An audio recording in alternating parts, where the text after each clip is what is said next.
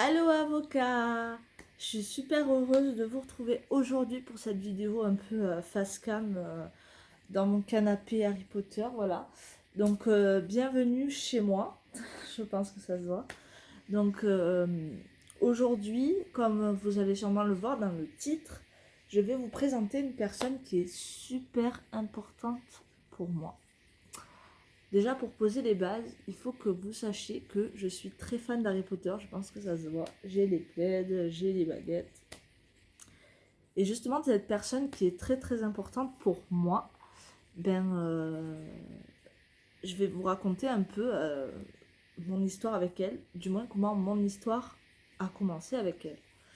Donc, en juillet 2017, mon conjoint et moi-même sommes partis dans une animalerie.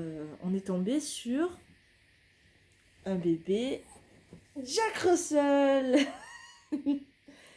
qui a été, un coup de cœur, puisque, hop, il va rester là. Donc ça a été un coup de cœur pour moi, puisque c'est ma race de chien préférée. Voilà, j'adore ces chiens-là. Et, et c'est comme ça qu'on s'est rencontrés. Et le jour, où on l'a fait sortir des box, on a eu un coup de foudre tous les deux. Alors là, on dirait pas trop, j'ai la sensation qu'il a envie de se battre. Ou alors il a envie de jouer. Mais en tout cas, voilà. On était fatigué, mon bébé. Donc, voilà, j'ai rencontré lui. Donc, je vous mettrai peut-être devant nous, peut-être juste des close-up, des photos de lui quand il était tout bébé, peut-être les premières photos de lui que j'ai. J'ai vraiment craqué instantanément. Et du coup, comme on avait été très tard à l'animalerie, il a fallu qu'on attende l'après-midi pour aller le chercher. Attends, je te laisse te remettre ici. Donc il a fallu qu'on aille le chercher l'après-midi. Et donc, avec mon conjoint, on n'était pas encore décidé sur son prénom. C'est là que son prénom arrive. Si vous entendez des poètes, c'est simplement que comme je l'ai réveillé maintenant, il veut jouer, bien sûr. C'est un animal, c'est un chien, c'est un Jack Russell. Attends. Et du coup, mon conjoint voulait Sven ou Joker. Et moi, j'étais catégorique, je voulais qu'il s'appelle Drago. Et cette magnificente beauté que vous voyez à la caméra s'appelle Drago. Et il a 2 ans, voilà. Vous sensibilisez quand vous avez un bébé chien à ce qu'il faut bien faire attention parce que il y a beaucoup de choses à prendre en compte et on ne sait pas forcément la première fois qu'on prend un animal et notamment un chien. À savoir que quand vous achetez un animal, moi en l'occurrence c'est mon chien, c'est Drago, et vous avez des vaccins à lui faire, notamment contre la rage, le rhume du chenil, voilà. Et moi je suis allée chez un vétérinaire puisque toutes les animaleries travaillent avec des vétérinaires partenaires. Et normalement, vous avez la première visite gratuite. Donc moi, il se trouve que la première visite, j'ai pas pu la faire parce que je travaillais, que mon conjoint travaillait et que ma mère ne savait pas où se trouvait le vétérinaire. Donc j'ai dû payer la visite. Donc déjà, c'est pas très très plaisir, voilà, de payer la visite. Mais il fallait le faire. Et vu que c'est la première fois que j'ai mon propre chien, hein, il est à moi, c'est mon oncle qui a sur ses papiers. Donc forcément, j'en ai la responsabilité. Voilà. Et comme c'est la première fois et qu'on ne sait pas forcément, c'est un peu comme la première fois que vous devez remplir une feuille d'impôt, vous ne savez pas en fait. Donc il faut que quelqu'un vous dise, et là c'est pareil quand vous n'avez jamais eu d'animaux et que vous en adoptez un. Il y a des choses à savoir. Et en l'occurrence, moi je ne savais pas que il fallait beaucoup plus de vaccins que ce que lui avait pour sortir de France. Et comme je ne voulais pas me séparer de mon chien les premiers mois parce que c'était un bébé, il ne pouvait pas rester toute la journée tout seul, il était à peine propre, donc Donc, enfin voilà, c'était compliqué de le laisser seul. Dire au bout de 1 mois, il était propre, donc ouais. Donc voilà, il a été propre vite. Je viens vous dire bonjour, bonjour Drago. Et il faut savoir que c'est un chien qui est extrêmement gentil et il a été habitué aux enfants très tôt en fait, petit. Ma nièce le manipulait, donc pour vous dire, ma nièce elle est née en 2014 et moi j'ai eu mon chien en 2017. Donc c'était pas un bébé, mais elle était encore petite. Donc les enfants avec les animaux quand ils sont tout petits, ben voilà, ils sont un peu bruts. Et du coup, ben, lui, il a été habitué très petit à, ben, mine de rien, à ce qu'on lui tire les oreilles, parce que les enfants, ben, ça tire les oreilles, ça tire la queue, ça, voilà. Ça fait pas que des trucs très sympas. Des fois, on sait pas trop ce qui leur passe par la tête. Et donc, je l'avais habitué aux enfants. Et je l'ai pris avec moi. Donc, ben, pour ceux qui habitent un peu la région, style Toulouse, peut-être Tarbes, Perpignan, vous savez que ben, on a la frontière espagnole qui est pas très loin, et notamment Andorre-la-Vieille et le Pas de la Case. Et il se trouve que ben, moi j'ai pris mon chien et je suis partie ben, faire des courses avec mes parents au Pas de la Case. Donc mon chien est sorti de France. À ce moment-là, sans les vaccins avec lesquels il aurait dû sortir, et il est re-rentré en France, du coup, avec ces mêmes vaccins, mais sans que je ne le sache. J'exprime bien le fait que je n'étais absolument pas au courant ben, de ce qu'il me fallait, en fait, pour sortir mon animal de France, puisque mes parents et moi-même, quand on a eu des animaux, je veux dire, j'ai jamais passé plusieurs jours en Italie ou en Espagne ou au Luxembourg ou en Suisse ou en Allemagne, voilà. Moi, je suis toujours restée en France, donc en soi, mes animaux n'ont jamais vraiment eu besoin d'un passeport ou d'une carte d'identité, voilà. Moi, ça, je savais pas. Et lorsque j'ai changé donc de vétérinaire, puisque nous à Toulouse, on a une école vétérinaire qui est vraiment géniale. Pour les urgences, pour tout ça, ils sont vraiment cool. Et les vétérinaires pour les chiens, enfin, moi j'ai rien à redire, ils sont géniaux. Drago, tu peux arrêter de faire du bruit? Drago. Pour, voilà, pour tout ça, ils sont vraiment sympas. Et, et du coup, un de Drago Nino qui passe derrière. Et donc, ah, gros spec là. Ok, tu veux venir sur ma main? Viens sur ma main, viens. Viens coucher sur ma main, viens. Oui. Coucher. Coucher. Coucher. Voilà. Et donc c'est... Voilà. Je suis sortie donc du territoire et rentrée avec ces vaccins que je ne savais pas qu'il fallait avoir. Et j'ai été donc lui faire les rappels des vaccins. Et c'est là que la vétérinaire m'a annoncé que mon chien n'était pas vacciné contre la rage. Et que par conséquent, j'avais risqué très gros en l'emmenant en Espagne, puisqu'en Espagne, il faut le savoir, surtout faites bien attention, les animaux qui sont entrés sur le territoire sans avoir les vaccins qu'il faut, ils se réservent le droit de les mettre en quarantaine et de les euthanasier sans votre accord. Donc j'ai pris conscience à ce moment-là que j'aurais pu perdre mon chien de 3 mois. Je vous avoue que quand elle m'a expliqué ce que j'avais fait, j'étais blanche comme un linge et mon estomac il est tombé, mais littéralement. Elle m'a annoncé que j'étais responsable de l'infraction suivante. Importation illégale d'un animal sur le territoire français. Alors l'intitulé et on dirait que j'ai passé 1 kilo de drogue. En fait, j'ai juste été chercher du saucisson en Espagne et je suis revenue avec mon chien. Il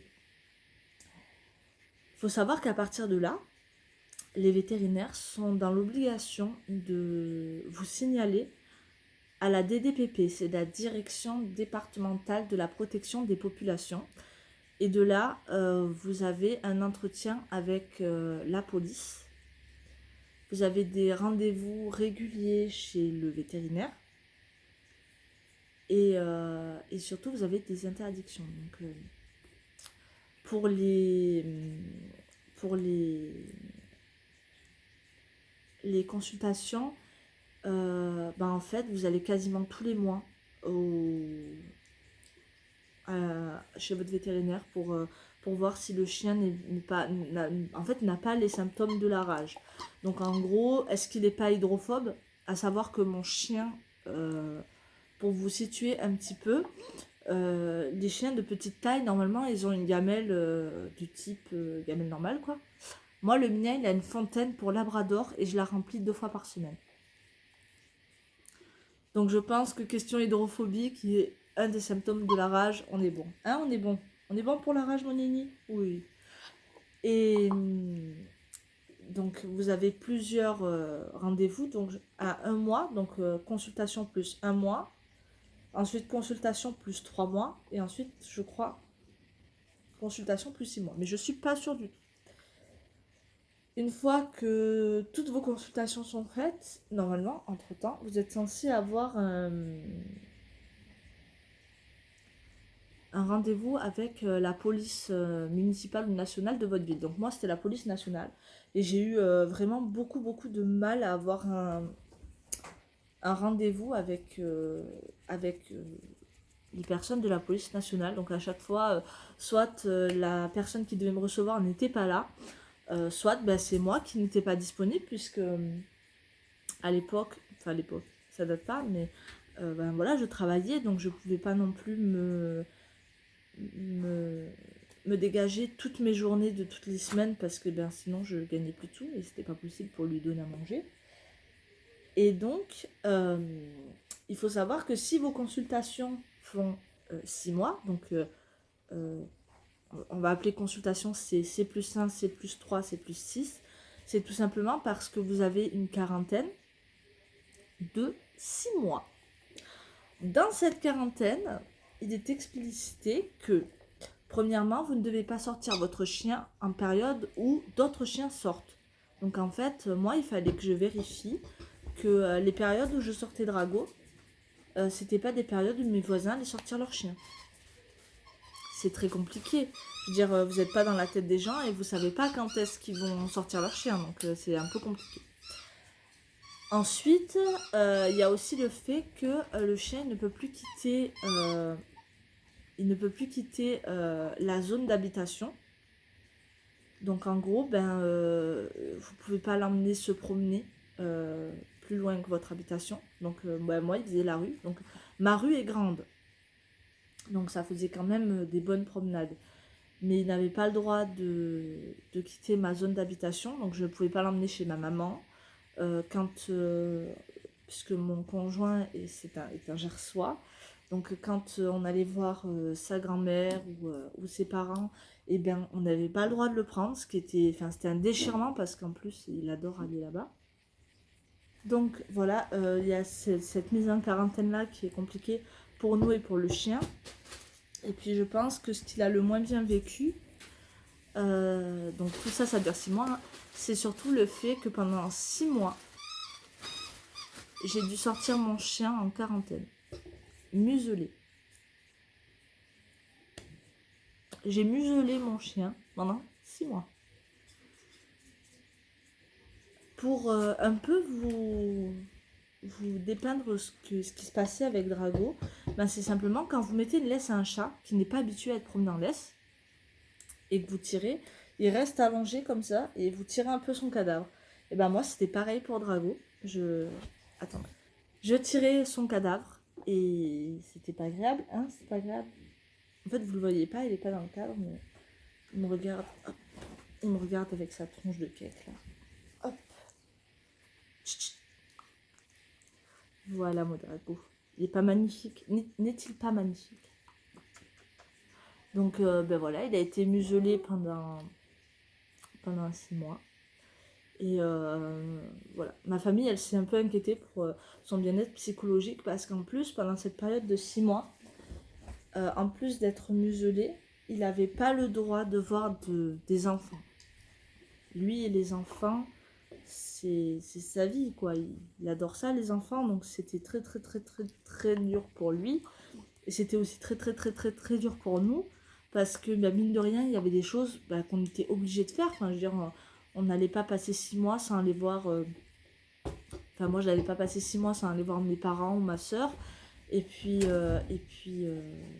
ben, mon conjoint, c'est pareil. Donc ça a été dur pour lui et dur pour nous. Et surtout psychologiquement, ça a été très très dur pour moi. Parce que ben, je me sentais extrêmement responsable.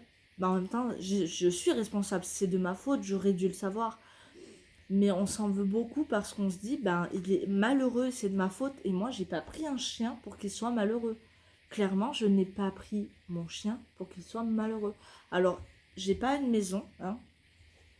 Là, en période de confinement, c'est vrai que pour lui, c'est compliqué. Il veut beaucoup jouer parce que il a l'habitude qu'on aille promener. Enfin, voilà, on se promène beaucoup puisque c'est des chiens qui sont très actifs. Je vous parlerai de leur caractère après. C'est des chiens très actifs. Et lui, pendant 6 mois, du coup, il a été vraiment inactif. C'était très compliqué pour nous.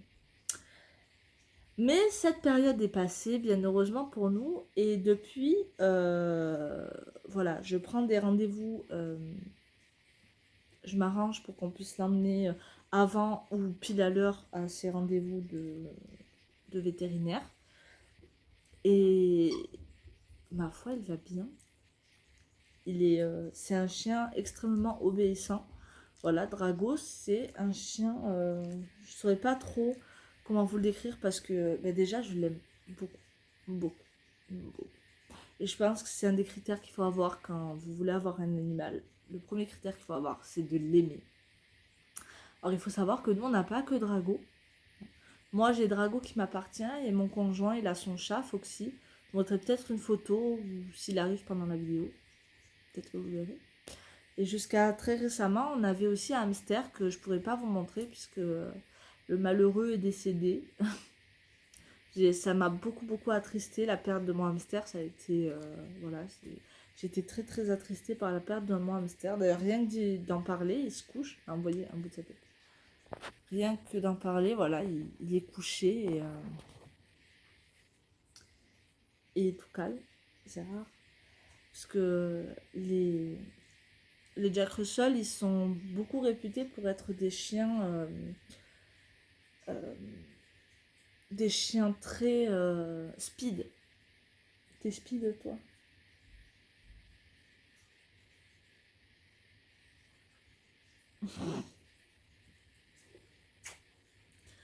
C'est réputé, ouais, pour être des chiens très speed. Mais par contre, je suis déçue qu'on ne le dise pas assez. Mais c'est aussi des chiens qui aiment énormément. Moi, on m'a dit que au tout début, quand je l'ai eu, on me disait que les Jack Russell, quand ils sont bébés, ils sont très très près de leur maître. Et en grandissant, ils ont tendance à s'en aller et à mettre une distance, voilà, entre leur maître et eux. Ben, Drago, c'est tout le contraire. Dès que je l'appelle, il vient. Moi, je parle beaucoup. Dès que je l'appelle, il vient. Et le matin, tous les matins, j'ai le droit à un câlin. Là, en période de confinement, c'est même encore pire. J'ai des câlins toute la journée. Il en profite vachement que je sois là pour faire des câlins, pour jouer et tout. Et c'est un chien qui est très très intelligent aussi. Ce sont des chiens qui sont très intelligents et qui ont une ouïe, mais incroyable. Des fois, il entend mon conjoint rentrer dans le couloir. Moi, je ne l'ai même pas entendu en fait. Moi, je l'entends que quand il rentre. Donc, c'est des chiens qui sont très très aux aguets. Et Drago, il m'a été offert. Alors oui, je sais, les animaux ne sont pas des cadeaux. Mais Drago, c'est mon conjoint qui me l'a offert puisque il a un travail où il part pour de longues périodes. Il va être en France pendant de longues périodes. Et puis il va partir pendant de longues périodes. Et en fait, moi, ça me permet de ne pas rester toute seule et voilà. Et d'avoir quelqu'un. Là, par exemple, en période de confinement, lui est au travail, puisqu'il fait un travail où il est obligé de travailler pendant le confinement. Voilà, pour eux, il n'y a pas de confinement. Et du coup, je suis toute seule, puisque pour le coup, là, on est en confinement. Je peux pas aller voir ma maman. Je peux pas aller voir ma soeur. Et du coup, je n'ai que lui toute la journée. Maintenant, je vous ai vous aussi. Mais là, j'ai que lui. Et dans cette vidéo, je veux non seulement vous partager le fait que je voulais aussi vous partager tout l'amour que j'ai pour lui. Parce que oui, c'est de l'amour pur et dur. Je l'aime à la folie. C'est mon animal de compagnie et je l'aime extrêmement fort. Et en fait, je l'aime tellement fort que bon, ça fait pas un an. Mais l'année dernière, au mois de avril-mai, je me suis fait tatouer sa patte en taille réelle avec son prénom en dessous sur le pied. Donc, je vous mettrai un petit close-up de mon tatouage ici pour que vous voyez à quel point j'aime mon loulou. Et je l'abandonnerai pour rien au monde. Et ça, c'est vraiment un message que je voudrais faire passer à toutes les personnes qui passent là et qui se disent ah ouais, je voudrais un bébé chien parce que c'est tout petit. Ouais, c'est petit, mais bon, moi j'ai pris un chien. Bon, en termes de taille, voilà, j'ai pas un mastif, j'ai un Jack Russell. Il m'arrive un peu, ouais, mi-mollet, je pense. Hein, t'arrives mi-mollet, mon cœur? Il arrive mi-mollet. Mais clairement, quand vous prenez un chocho en vous disant je vais prendre un petit chocho, c'est trop mignon, faut pas oublier que les chiens, ça grandit, ça reste pas bébé et que ça fait très très mal au cœur de voir le nombre d'abandons qu'il y a. Déjà, premièrement, en temps normal, à Noël, on offre un chien. Aux vacances d'été, on l'abandonne. Voilà. Moi, je peux vous dire que mon chien est parti en vacances avec moi. J'ai simplement choisi mon lieu de vacances en fonction de lui. Et donc, j'ai pu aller à la plage avec mon chien. Donc, mon chien a connu le sable, il a connu la plage, il a connu l'amusement à la plage. Et mine de rien, c'est des moments que vous pouvez partager avec vos animaux. Il suffit de se renseigner. C'est pas sorcier du tout. Voilà, et donc je voulais vraiment partager que j'aime mon chien, que c'est une personne qui est extrêmement importante dans ma vie puisqu'elle m'aide psychologiquement à supporter le fait d'être toute seule. Et, et voilà, et je pense que en fin de vidéo, je vais vous mettre un peu des vidéos de ce qu'il fait, puisque mon chien est quand même un minimum dressé, il s'assoit, il se couche, il se met sur les pattes arrière et il saute. Et voilà.